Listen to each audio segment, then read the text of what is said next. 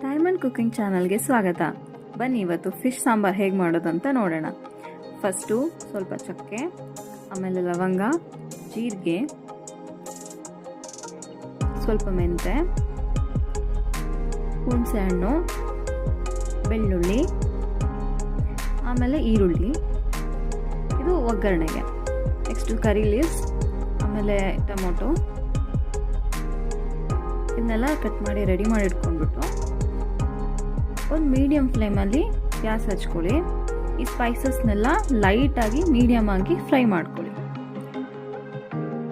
ಅದನ್ನೆಲ್ಲ ಸೈಡಿಗೆ ಮಾಡಿಬಿಟ್ಟು ಕೊರಿಯಾಂಡರ್ ಸೀಡ್ಸ್ನ ಫ್ರೈ ಮಾಡ್ಕೊಳ್ಳಿ.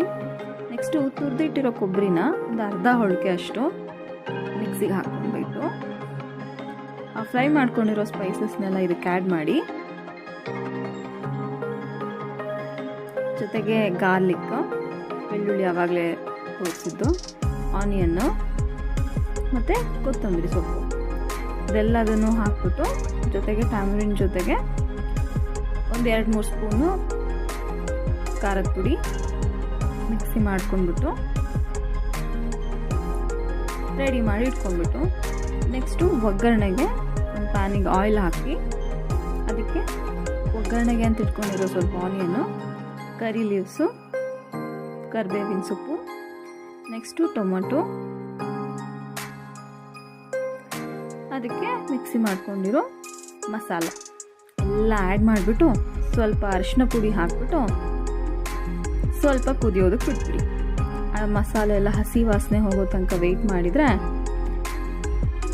ಒಂದು ಗಮ್ ಅಂತ ಸ್ಮೆಲ್ ಬರೋಕ್ಕೆ ಸ್ಟಾರ್ಟ್ ಆಗುತ್ತೆ.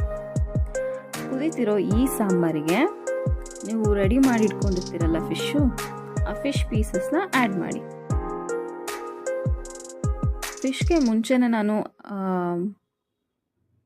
ಉಪ್ಪು ಹಾಕಿ ಅರಶಿನ ಹಾಕಿ ರೆಡಿ ಮಾಡಿ ಇಟ್ಕೊಂಡಿದ್ದೆ 1/2 ಅವರು. ಈಗ ಈ ಸಾಂಬಾರನ್ನ ಅನ್ನದ ಜೊತೆ, ಚಪಾತಿ ಜೊತೆ, ಮುದ್ದೆ ಜೊತೆ ಆರಾಮ್ ತಿನ್ಬೋದು.